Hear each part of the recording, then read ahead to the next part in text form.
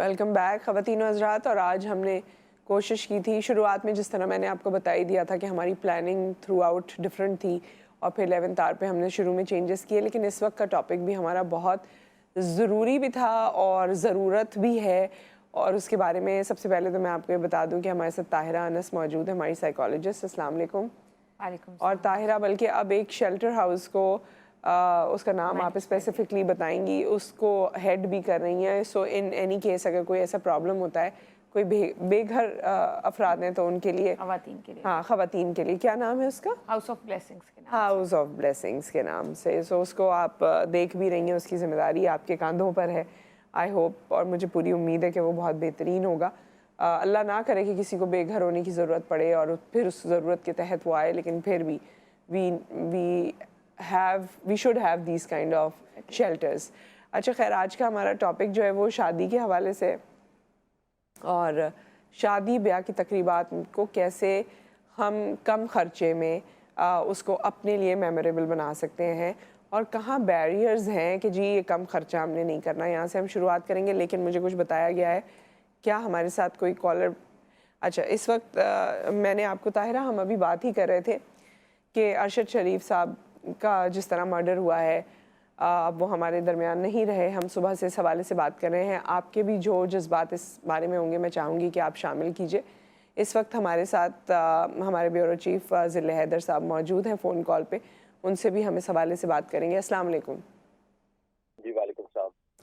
جی ذل صاحب، سو اس وقت یہ جو ارشد شریف صاحب کے حوالے سے خبر ہے، صبح سے ہم نے کافی باتیں کی ہیں، مگر ایک بات پہ میں آپ کا کامنٹ چاہوں گی کہ مختلف اداروں کو اس وقت سوشل میڈیا پہ ہٹ کیا جا رہا ہے اور مختلف لوگوں کو ڈائریکٹلی اور انڈائریکٹلی اس کی وجہ قرار دیا جا رہا ہے.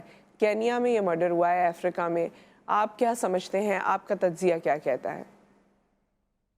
جی دیکھیں، اب بہت ہی افسوسناک خبر ہے. ارشد ملک جو ہمارے ساتھی ہیں وہ ابھی دنیا میں نہیں رہے. جہاں تک سوشل میڈیا پہ مختلف جو آ رہی ہے، جو فیک اکاؤنٹ کے ذریعے آ رہی ہیں، ان کے خلاف یقیناً کارروائی ہونی چاہیے، اور کارروائی کا آغاز بھی کسی حد تک کر دیا گیا، ان کو ٹریس آؤٹ کیا جا رہا ہے. دوسری بات یہ ہے کہ جو ارشد ملک کی وائف ہیں، ان کی جانب سے جو ہے وہ بالکل یہ کہا گیا ہے کہ جو ان کے ہسبینڈ کی ڈیتھ ہوئی ہے، اس حوالے سے کسی بھی ادارے کو اس کا قصوروار یا ان کی فیملی کو ہٹ نہ کیا جائے، اس حوالے سے اجتناب کیا جائے. جو لوگ ان کے غم میں ان کو غم بانٹنا چاہتے ہیں وہ بالکل کریں، لیکن کسی کو بھی تنقید کا نشانہ نہ بنائیے. انہوں نے ٹویٹ کیا ہے، جویریہ ان کی جو وائف ہے ان کی جانب سے یہ ٹویٹر اکاؤنٹ سے یہ ٹویٹ ہوا ہے.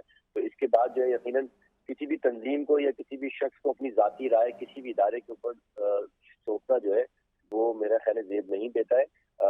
جو واقعہ ہوا ہے یہ کینیا میں ہوا ہے. جو وہاں کی پولیس ہے، جو وہاں کے ادارے تفتیشی، ان کے مطابق یہ اچھے جو ہے وہ گاڑی میں تھے اور یہ نیروبی سے کچھ فاصلے پہ کوئی 1-1.5 گھنٹے کی ڈرائیو پہ موجود تھے.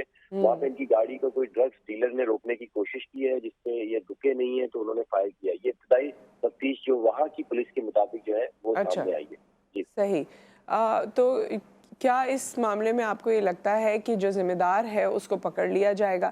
کیونکہ ہمارے یہاں بیسکلی جو ایک ڈسٹنس ہے یا گیپ ہے یا جس کی وجہ سے قیاس آرائیاں ہوتی ہیں، اس کی ریزن یہی ہے کہ ہمارے پاس جو اصل رسپانسبل ہوتا ہے نا، اس کو کبھی سامنے لایا نہیں جاتا اور پتہ نہیں چلتا. آپ کے خیال میں اس کیس میں کیونکہ ایک دوسری مملکت انوالوڈ ہے، تو کیا ہمارے سامنے کرمنلز آ سکیں گے؟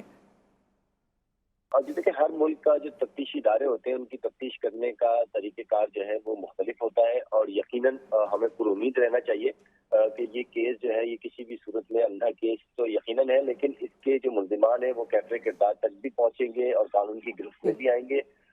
جو وہاں کے ادارے ہیں جو انہوں نے شیئر کری ہے کچھ خبریں، اس کے مطابق انہوں نے کچھ لوگوں کو تفتیش کے لیے حراست میں بھی لیا ہے، ان سے تفتیش بھی جاری ہے. لیکن اصل ملزمان کا چہرہ جو ہے وہ یقیناً کچھ ٹائم اس میں ضرور لگے گا، کیونکہ وہاں کا طریقہ کار تھوڑا سا مختلف ہے یہاں کی بنسبت. تو ہم لوگ پر امید ہے کہ بالکل ارشد کے جو قاتل ہیں وہ کیفر کردار تک ضرور پہنچیں گے. بہت شکریہ آپ کا ذل حیدر صاحب، آپ نے وقت دیا. اور کیونکہ ہمیں ایک بریک پر جانا ہے Tahira, so any words for Arshad صاحب، پھر اس کے بعد میں بریک پر جاؤں گی. یہ انتہائی افسوسناک خبر ہے. جتنے لوگ ابھی نیوز دیکھتے تھے ان کو پتہ ہے کہ وہ انتہائی بہادر اور نڈر قسم کے شخص ہے. تو یہ اداروں کی اور حکومت کی ذمہ داری بنتی ہے کہ جو بھی لوگ ان کے قتل کے ذمہ دار ہیں ان کو ضرور سامنے لایا جائے. اور یہاں ایک بریک ہے، بریک کے بعد جب ہم واپس آتے ہیں تو اپنے ٹاپک کا باقاعدہ آغاز کریں گے. آپ ہمارے ساتھ رہیے گا.